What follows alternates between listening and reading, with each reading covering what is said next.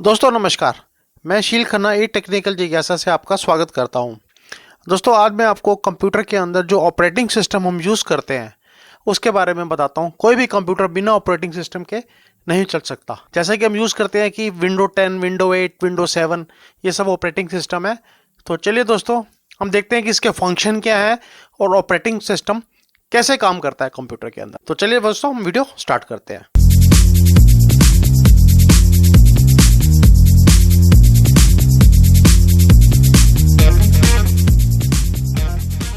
हमारी computer hardware की series के अंदर हमारा ये 8th पार्ट है।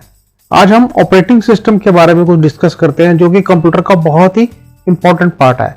ऑपरेटिंग सिस्टम के बारे में आप सब जानते होंगे। ऑपरेटिंग सिस्टम का मतलब कि जो सिस्टम को ऑपरेट करता है, ऐसा सॉफ्टवेयर है जो कि पूरे सिस्टम को ऑपरेट करता है। दोस्तों आज मैं आपको बड़ी आसान भाषा के अंदर और बड़े सिंपल तरीके से ऑपरेटिंग सिस्टम के बारे में बताऊंगा कि कंप्यूटर में ऑपरेटिंग सिस्टम किस तरह से काम में आता है। दोस्तों ऑपरेटिंग सिस्टम जो है वो क्या होता है? ये एक सिस्टम का सॉफ्टवेयर है जो सिस्टम को ऑपरेट करता है पूरा। और जो ऑपरेटिंग सिस्टम होता है ये जो कंप्यूटर और जो यूजर होता है, जो उस कंप्यूटर को यूज कर रहा है, उसके बीच में इंटरफेस का काम करता है। इंटरफेस का मतलब कि जैसे आपको कंप्यूटर चलाना है, कंप्यूटर में कोई भी चीज यूज करनी है, तो ये बीच में आपको हेल्प करता है कंप्यूटर को चलाने के लिए। और ये जितने भी जो प्रोग्राम होते हैं जो एग्जीक्यूट होते हैं कंप्यूटर के अंदर, उन सबको कंट्रोल करता है। अब दोस्तों मैं आपको एक बड़ा छोटा सा आसान सा एग्जांपल बताता हूं। मान लीजिए आप कंप्यूटर पे बैठे हैं। अब आपको कंप्यूटर पे जब बैठे हैं तो आपको कंप्यूटर से एक प्रिंट निकालना है। आप कैसे निकालेंगे? कंप्यूटर भी आपके पास है, प्रिंटर भी आपके पास है। अब आप प्रिंटर पे जाके ये तो बोलेंगे नहीं प्रिंट हो जा और वो प्रिंट कर देगा। तो इसके लिए आपको क्या करना पड़ेगा? अगर ऑपरेटिंग सिस्टम नहीं है आपके कंप्यूटर में तो आप क्या करेंगे? कंप्यूटर के अंदर जाएंगे, कंप्यूटर में एक छोटी सी प्रोग्राम लिखेंगे, उसमें आप लिखेंगे कि इस फाइल को प्रिंट कर दो, और उस प्रोग्राम को जब चलाएंगे तो वो कंप्यूटर उसको प्रिंट कर देगा। अब उसी कंप्यूटर पे कोई दूसरा आदमी भी बैठा होगा, उसको कुछ डिस्प्ले करना है, फिर वो एक छोटा सा प्रोग्राम लिखेगा कि इस पर्टिकुलर पार्ट को डिस्प्ले कर दो, और वो प्रोग्राम लिखेगा, प्रोग्राम को चलाएगा और वो उसको डिस्प्ले कर देगा। अब ऐसे ही तीसरा आदमी बैठा है और वो कहेगा कि इस कुछ पर्टिकुलर पार्ट को स्कैन कर दो, तो उस स्कैन के लिए एक प्रोग्राम लिखेगा और प्रोग्राम लिख के उसको स्कैन करेगा। तो दोस्तों जितने भी आदमी आएंगे, वो जितने भी काम करेंगे, वो सब अपना एक छोटा छोटा प्रोग्राम लिखेंगे, और वो प्रोग्राम लिख के उसको प्रिंट भी कर सकते हैं प्रोग्राम के थ्रू, डिस्प्ले भी कर सकते हैं, स्कैन भी कर सकते हैं। पर दोस्तों देखिए कितना मुश्किल काम है। जो भी आदमी आएगा सबसे पहले प्रोग्राम लिखेगा, फिर उसको एग्जीक्यूट करेगा। अब उसको कुछ और काम करना है, फिर उसका प्रोग्राम लिखेगा, फिर उसको एग्जीक्यूट करेगा। इस तरह से वो सारा दिन प्रोग्राम ही लिखता रहेगा और उसको एग्जीक्यूट कराएगा। इसी को दूर करने के लिए कंप्यूटर के अंदर यूजर और हार्डवेयर के बीच में एक सिस्टम बनाया है जिसको हम ऑपरेटिंग सिस्टम बोलते हैं। जो हमने प्रिंट कराने के लिए प्रोग्राम लिखना है या लिख रहे हैं, वो जो प्रोग्राम है वो ऑलरेडी इस ऑपरेटिंग सिस्टम के अंदर होता है। ये एक छोटा सा एग्जांपल दिया प्रिंट का। ऐसे ऑपरेटिंग सिस्टम हजारों तरह के काम करता है, जैसे प्रिंट करना, फॉर्मेट करना, कॉपी करना, मूव करना, इतने फंक्शन है। मेमोरी को कंट्रोल करना, प्रोसेसर को कंट्रोल करना, फाइल्स को कंट्रोल करना, जितने भी फाइल सिस्टम है सबको हैंडल करना, ये सब काम ऑपरेटिंग सिस्टम करता है। तो इसलिए हमें कंप्यूटर के अंदर ऑपरेटिंग सिस्टम की जरूरत पड़ती है, जो कि हमारी जो भी हम एप्लीकेशन चलाते हैं, एग्जांपल के लिए जैसे आपने एक वर्ड की फाइल चलानी है, और वर्ड की फाइल को आप ओपन करेंगे। ओपन करने के लिए जो वो फाइल ओपन हो रही है वो हमारी हार्ड डिस्क पे पड़ी है, लेकिन जैसे आप हार्ड डिस्क में वर्ड की फाइल को एंटर करेंगे तो वो फाइल खुलेगी, और उसके बाद आप कंट्रोल पी करके प्रिंट दे देंगे। ये जो आपने कंट्रोल पी किया है, ये डायरेक्ट आपका जो सिस्टम है वो हार्डवेयर से जुड़ गया, इनपुट आउटपुट डिवाइस प्रिंटर से जुड़ गया। सिर्फ सिंपल कंट्रोल पी की आपने कमांड दी है। अगर कंट्रोल पी की कमांड नहीं होती तो आपको एक प्रोग्राम लिखना पड़ता पूरा उसको प्रिंट करने के लिए, लेकिन ऑपरेटिंग सिस्टम की वजह से आपका इमीडिएट कंट्रोल पी करते ही आपका जॉब प्रिंट होगी। और इसी तरह से आप स्कैन भी कर लेते हैं, इसी तरह से आप कॉपी भी कर लेते हैं। तो दोस्तों इस तरह से बड़ी आसान भाषा में आप समझ सकते हैं कि ऑपरेटिंग सिस्टम हमारे लिए क्या काम करता है, यूजर और कंप्यूटर के बीच में वो इंटरफेस का काम करता है। तो इस तरह से ये ऑपरेटिंग सिस्टम हमारे कंप्यूटर के अंदर वर्क करता है। अब दोस्तों ये जो ऑपरेटिंग सिस्टम होता है, इसके जो ये मेन जो टास्क करता है, वैसे तो इसके टास्क बहुत सारे होते हैं, बहुत सारे काम करता है ये, लेकिन जो मेन इसके जो काम होते हैं वो होते हैं मेमोरी मैनेजमेंट। जो हमारे कंप्यूटर में रैम होती है उसको पूरी मेमोरी को एलोकेट करना, डिस्ट्रीब्यूट करना, वो सब काम ऑपरेटिंग सिस्टम करता है। फाइल मैनेजमेंट, आपके हार्ड डिस्क में कौन सी फाइल पड़ी है, कहां सेव होनी है, जो उसका फाइल सिस्टम होता है उसको पूरा ये मैनेज करता है। और तीसरा होता है प्रोसेस मैनेजमेंट। प्रोसेस मैनेजमेंट का मतलब ये हुआ कि जैसे आपने कोई प्रोग्राम है उसको प्रोसेस करना है, वो सीपीयू को ऑर्डर करेगा, सीपीयू को कैसे प्रोसेस करना है, कहां से फाइल देनी है, हार्ड डिस्क से उठा के रैम में डालना है, रैम से वो प्रोसेस करेगा, प्रोसेस करने के बाद वो सारा कंट्रोल करता है। तो इसलिए ये जो प्रोसेस मैनेजमेंट है वो इसके अंडर आता है। और जो हमारी इनपुट और आउटपुट डिवाइस होती हैं उसको भी ये पूरी तरह से कंट्रोल करता है। जैसे कि हमें मान लीजिए कोई डिस्क है, उसके ऊपर हमें कुछ लिखना है, प्रिंटर के ऊपर कुछ प्रिंट करना है, मॉनिटर पे डिस्प्ले करना है, ये सारी जो हैंडलिंग है सबकी वो ऑपरेटिंग सिस्टम करता है। जैसे कि आप देखते हैं कि जो आजकल हमारे पास जो ऑपरेटिंग सिस्टम है जो हम आजकल यूज करते हैं, जो बड़े फेमस है, सबसे ज्यादा जो हमारा ऑपरेटिंग सिस्टम यूज होता है वो होता है विंडोज, और उसके बाद होता है लिनक्स, और उसके बाद होता है मैक ओएस। ये जो एप्पल के आप देखते हैं इसको हम मैक ओएस बोलते हैं। तो ये तीन जो है हमारे ऑपरेटिंग सिस्टम बहुत ही फेमस है। और जैसे आप मोबाइल में भी देखते हैं, जैसे एप्पल के अंदर तो iOS है, और हमारे एंड्रॉयड फोन के अंदर हमारा जो ऑपरेटिंग सिस्टम है वो एंड्रॉयड है। तो इस तरह से ये ऑपरेटिंग सिस्टम काम करता है। दोस्तों हम अब देखते हैं कि ऑपरेटिंग सिस्टम के क्या क्या फंक्शन है। वैसे तो ऑपरेटिंग सिस्टम के बहुत सारे फंक्शन है, अनगिनत फंक्शन है, लेकिन आज हम कुछ इसके जो मेजर फंक्शन है उसके बारे में हम डिस्कस करते हैं। अब दोस्तों सबसे पहले हम ये देखते हैं कि जो ऑपरेटिंग सिस्टम है ये इसके जो मेन जो इसके फंक्शन है वो क्या होते हैं। दोस्तों ऑपरेटिंग सिस्टम जो है वो कंप्यूटर की मेमोरी और फाइल को मैनेज करता है कि मेमोरी कितनी चाहिए, कितनी मेमोरी को एलोकेट करना है, कौन सी फाइल को उठाना है और कौन सी फाइल को कब ट्रांसफर करना है, ये सब मैनेज करता है ऑपरेटिंग सिस्टम। उसके बाद दोस्तों जो ऑपरेटिंग सिस्टम होता है वो जो रिसोर्स मैनेजर भी कहा जाता है ऑपरेटिंग सिस्टम को, क्योंकि ऑपरेटिंग सिस्टम जो है वो यूजर्स और प्रोग्राम के बीच में जो प्रॉब्लम आती है उसको रिजॉल्व करता है। जैसे सपोज आप यूजर हैं और आपने कोई प्रोग्राम लिखा है, उसके बीच में अगर कोई प्रॉब्लम आती है या कोई भी आपको किसी तरह से कोई दिक्कत आती है तो उसको रिजॉल्व करने की कोशिश करता है। और दोस्तों ये जो फाइल्स होती है ना, इसको रिसोर्सेज को शेयर भी करता है आपस में। और जो ऑपरेटिंग सिस्टम होता है वो यूजर को इंटरफेस भी प्रोवाइड करता है कि कब इसको प्रिंटर चाहिए, कब उसको, जैसे कोई आदमी प्रोग्राम लिख रहा है उसको प्रिंटर पे प्रिंट करना है तो उसको प्रिंटर को प्रोवाइड करेगा, स्कैनर को प्रोवाइड करेगा। इस तरह से वो ऑपरेटिंग सिस्टम यूजर को इंटरफेस प्रोवाइड करता है। और ये ऑपरेटिंग सिस्टम जो होता है वो ये भी देखता है कि यूजर सॉफ्टवेयर को कौन सा हार्डवेयर चाहिए और उस हार्डवेयर को अरेंज करता है, मतलब उसको हार्डवेयर को उसको एलोकेट कर देता है। तो ये ऑपरेटिंग सिस्टम का फंक्शन होता है। अब दोस्तों जो ऑपरेटिंग सिस्टम होते हैं उसके जो इंपॉर्टेंट फंक्शन होते हैं वो हम देखते हैं कि जैसे सबसे पहले होता है मेमोरी मैनेजमेंट। जो भी कंप्यूटर के अंदर रैम होती है, मेमोरी होती है, उसको पूरा मैनेज करता है कि कब मेमोरी को एलोकेट करना है, कब मेमोरी में सॉफ्टवेयर आना है, कब प्रोसेसिंग करनी है मेमोरी में, वो सारा सिस्टम जो है वो ऑपरेटिंग सिस्टम करता है। फिर आता है हमारे पास फाइल मैनेजमेंट। फाइल मैनेजमेंट में हार्ड डिस्क के अंदर जो भी हमारा प्रोग्राम लिख रहे हैं, जो भी प्रोग्राम को चूज करना है, जो वो फाइल सिस्टम होता है उसको भी हमारा ऑपरेटिंग सिस्टम मैनेज करता है।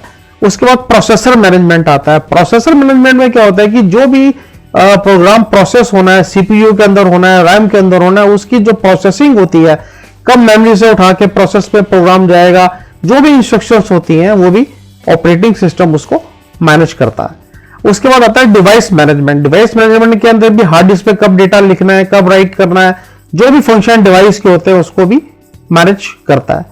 सिक्योरिटी। अब दोस्तों जब भी हमारे कंप्यूटर को हम ऑन करते हैं, आप देखते हैं कि वो सबसे पहले आपसे पासवर्ड पूछता है, और पासवर्ड पूछने के बाद उसको अगर आप गलत पासवर्ड देते हैं तो वो आपको कंप्यूटर के अंदर एंटर नहीं करने देता। इस तरह से वो जो सिक्योरिटी का जो मैनेजमेंट है वो भी ऑपरेटिंग सिस्टम के थ्रू ही होता है। और मान लीजिए कोई प्रोग्राम है मेमोरी के अंदर चला गया, वो उसके ब्लॉक के अंदर पूरा नहीं आ रहा, और उसी दूसरे ब्लॉक में कोई और प्रोग्राम लिखा हुआ है, वो ब्लॉक दोनों के अलग अलग है, दोनों अलग अलग प्रोग्राम है, लेकिन वो दोनों को मिक्स ना हो जाए, तो उसको भी उसकी भी जो सिक्योरिटी है वो ऑपरेटिंग सिस्टम ही करता है कि दोनों जो प्रोग्राम है आपस में मिक्स ना हो जाए। पता चला कि उसका डेटा उसके अंदर शेयर हो गया और हमारा रिजल्ट गलत आ गया। अगर एक ब्लॉक के अंदर प्रोग्राम पूरा नहीं आ रहा और अगर उसको और जगह चाहिए तो वो उसको ब्लॉक कर देगा, लेकिन उसको दूसरे प्रोग्राम से मिक्स नहीं होने देगा। तो ये भी सिक्योरिटी के अंदर आता है हमारा। उसके बाद होता है कंट्रोल ओवर सिस्टम परफॉर्मेंस। जो सिस्टम की जो परफॉर्मेंस होती है उसको भी पूरा कंट्रोल ऑपरेटिंग सिस्टम ही करता है। उसके बाद होता है coordination between other software and users.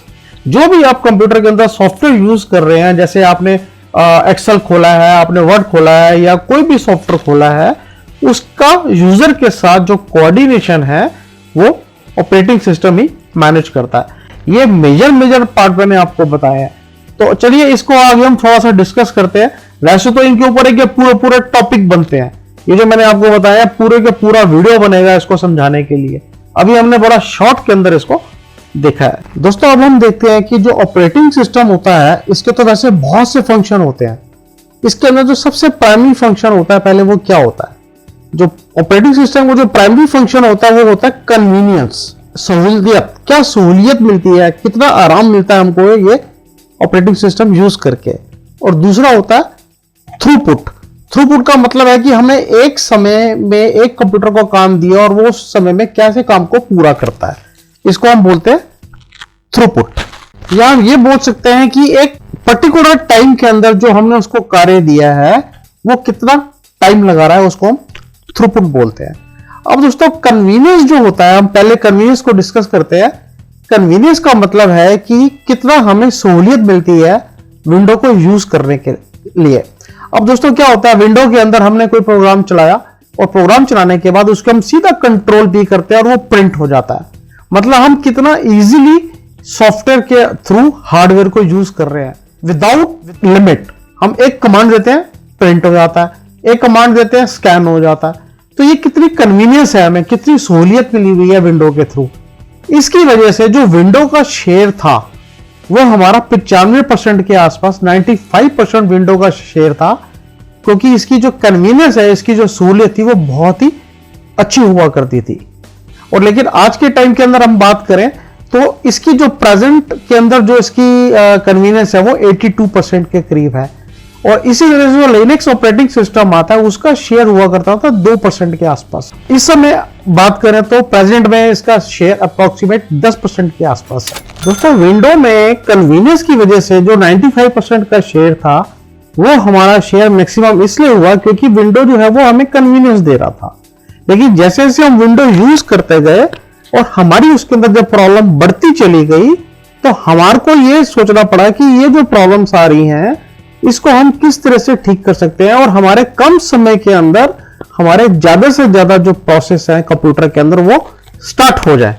इसके लिए थ्रूपुट जो है वो स्टार्ट हुआ।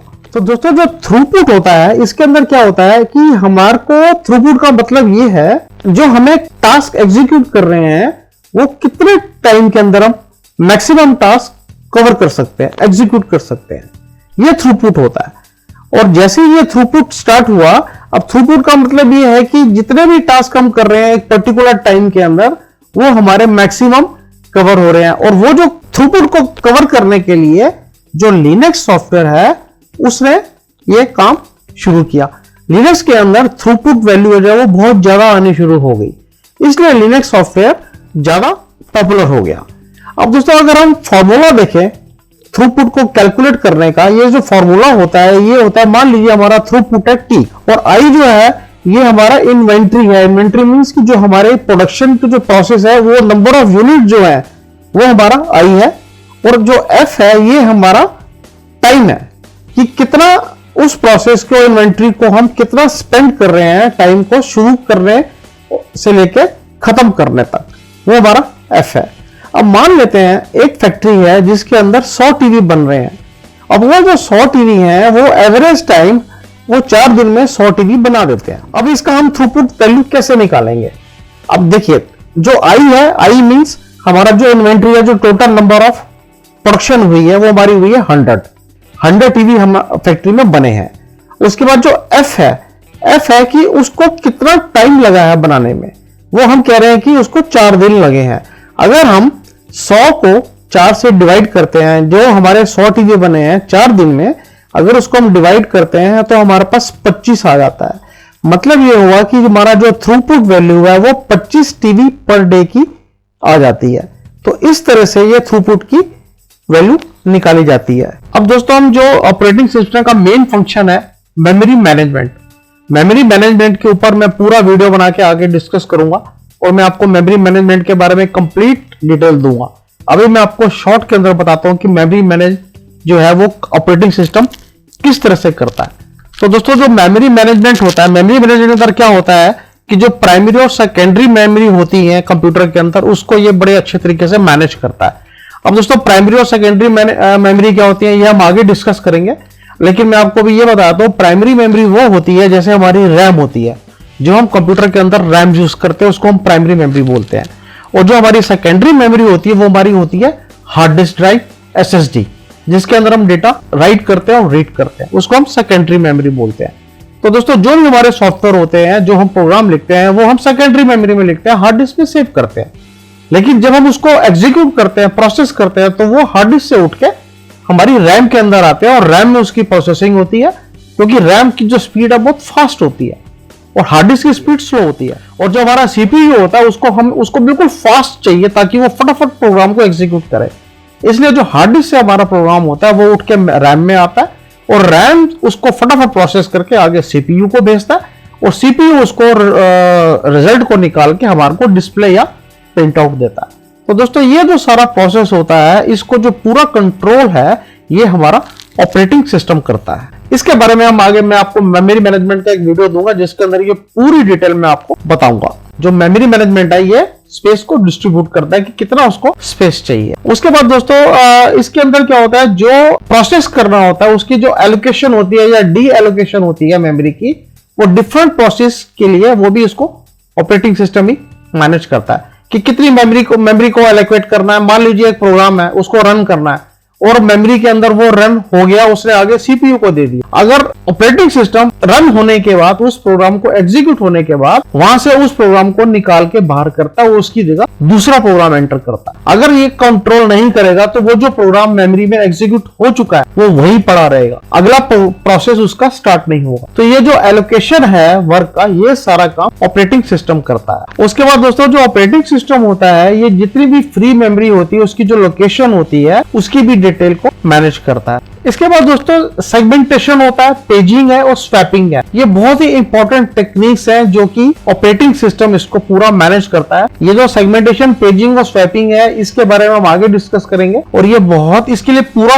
टॉपिक बनेगा, ये ऐसे समझ में नहीं आएगा। लेकिन इसके अंदर अभी आप ये समझ लीजिए कि जो 3 फंक्शन होते हैं ये भी ऑपरेटिंग सिस्टम ही पूरा मैनेज करता है। इसके बाद दोस्तों सेकंड जो मेन फंक्शन होता है वो होता है फाइल मैनेजमेंट। जैसे कि आप नाम से देख रहे हैं कि किसी भी फाइल को मैनेज करना, ये फाइल मैनेजमेंट होता है। अब दोस्तों हमारी जो एक फाइल होती है उसके अंदर जब हम कंप्यूटर में हमको फाइल बनाते हैं तो उसमें बहुत सारी डायरेक्टरीज होती हैं। उन डायरेक्टरीज को ऑर्गेनाइज करके रखा जाता है, क्योंकि जब भी आपको कोई फाइल ढूंढनी है, कोई डेटा ढूंढना है, उसको फौरन ढूंढ लेते हैं। आप कितने आराम से उसको ढूंढ लेते हैं, वो सॉर्ट होता है, अल्फाबेटिकली सॉर्ट होता है या जैसे भी उसको आप ढूंढ लेते हैं। तो ये सारा जो काम है ये फाइल मैनेजमेंट के थ्रू होता है। उसके बाद दोस्तों जो इंफॉर्मेशन होती है, फाइल की लोकेशन होती है, उसका जो स्टेटस होता है, उन सबको ये ऑर्गेनाइज करके रखता है ताकि जब भी कभी डेटा ढूंढना पड़े तो फौरन हमें डेटा मिल जाता है।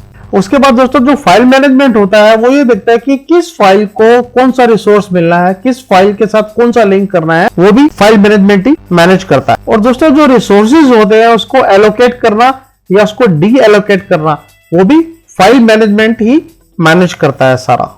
इसके बाद दोस्तों जो थर्ड आता है वो होता है प्रोसेस मैनेजमेंट। जैसे कि आप नाम से देख रहे हैं, प्रोसेस मतलब जो भी, और दोस्तों जो प्रोसेस CPU के अंदर हो रहा होता है उसको टर्मिनेट करना, शेड्यूल करना, क्रिएट करना, वो ऑपरेटिंग सिस्टम ही उसको हेल्प करता है। और दोस्तों ये जो प्रोसेस ऑपरेशन सारा होता है ये PCB, प्रोसेस कंट्रोल ब्लॉक के थ्रू सारा कंट्रोल करता है ऑपरेटिंग सिस्टम। तो इस तरह से ये प्रोसेस मैनेजमेंट में भी ऑपरेटिंग सिस्टम हेल्प करता है। दोस्तों नेक्स्ट फंक्शन है ऑपरेटिंग सिस्टम का डिवाइस मैनेजमेंट। जैसे कि आप डिवाइस से देख रहे हैं कि जो डिवाइस होती है उसको पूरा मैनेज करता है। डिवाइस से मतलब हार्ड डिस्क हो गई, SSD हो गई, आपके इनपुट और आउटपुट डिवाइस हो गई, उसको पूरा ये मैनेज करता है। ये बहुत ही इंपॉर्टेंट फंक्शन होता है ऑपरेटिंग सिस्टम का। अब डिवाइस मैनेजमेंट जो आपके हार्डवेयर डिवाइसेस होती हैं कंप्यूटर की, उसको पूरा ये मैनेज करता है। आपकी जो कंप्यूटर के अंदर जो स्टोरेज डिवाइस होती है जैसे कि हार्ड डिस्क होगी, एसएसडी हो गई, और आपके इनपुट आउटपुट डिवाइस जैसे मॉनिटर, कीबोर्ड, प्रिंटर, स्कैनर, इन सबको पूरा का पूरा कंट्रोल करता है। और जो ऑपरेटिंग सिस्टम होता है इसकी रिस्पॉन्सिबिलिटी होती है कि जो भी डिवाइस है वो उसकी जो ट्रैकिंग होती है ये पूरा ऑपरेटिंग सिस्टम ही करता है। और दोस्तों जो डिवाइस कंट्रोलर होता है, डिवाइस मैनेजमेंट में जो यूज होता है, उसमें 3 रजिस्टर्स, ऑपरेशन रजिस्टर होते हैं, कमांड, स्टेटस, डेटा, और ये भी ऑपरेटिंग सिस्टम ही सारा मैनेज करता है। इसके बाद जो अगला फंक्शन होता है ऑपरेटिंग सिस्टम का वो होता है सिक्योरिटी मैनेजमेंट। मींस कंप्यूटर की जो सिक्योरिटी होती है उसको भी ऑपरेटिंग सिस्टम पूरा मैनेज करता है। जैसे आप जब भी कंप्यूटर को ऑन करते हैं पासवर्ड आता है, वो पासवर्ड इसलिए डाला जाता है कि कोई भी उसको गलत आदमी उसको यूज ना कर सके, इसलिए ये सिक्योरिटी सिस्टम जो है इसके ऑपरेटिंग सिस्टम ही सारा कंट्रोल करता है। और जो इसकी जो रिलायबिलिटी होती है ऑपरेटिंग सिस्टम की वो ये होती है कि उसकी जो प्रोटेक्शन है वो हमें कितनी बेटर मिलती है उससे। इसका मतलब यह है कि जो ऑपरेटिंग सिस्टम की जो विश्वसनीयता होती है वो इस बात पर निर्धारित की जाती है कि हमें वो कितनी सिक्योरिटी दे रहा है, ये सारा ऑपरेटिंग सिस्टम मैनेज करता है। जैसे कि आप देखते हैं आजकल के ऑपरेटिंग सिस्टम जो होते हैं वो फायरवेल का प्रयोग करते हैं। फायरवेल एक सिक्योरिटी सिस्टम होता है जो कंप्यूटर में हो रही जो भी उसके अंदर जो भी एक्टिविटी हो रही होती है उसको कंट्रोल करता है, उसके ऊपर निगरानी करता है, ताकि किसी प्रकार का भी खतरा होने पर वो उस एक्टिविटी को ब्लॉक कर देता है। तो दोस्तों मैंने आपको ये ऑपरेटिंग सिस्टम के मेजर फंक्शन बताए हैं। वैसे तो ऑपरेटिंग सिस्टम के बहुत से फंक्शन होते हैं, मैंने आपको ब्रीफ में ये मेजर फंक्शन मैंने आपको ऑपरेटिंग सिस्टम के बताए हैं। दोस्तों ये वीडियो काफ़ी लंबा हो गया है। आज मैंने आपको कंप्यूटर के ऑपरेटिंग सिस्टम के बारे में बताया। नेक्स्ट वीडियो में आपको मेमोरी मैनेजमेंट के बारे में बताऊंगा कि मेमोरी मैनेजमेंट किस तरह कंप्यूटर में होता है। तो दोस्तों अगर आपको ये मेरा वीडियो अच्छा लगा इसको शेयर और लाइक करिएगा। थैंक यू दोस्तों, थैंक यू फॉर वॉचिंग।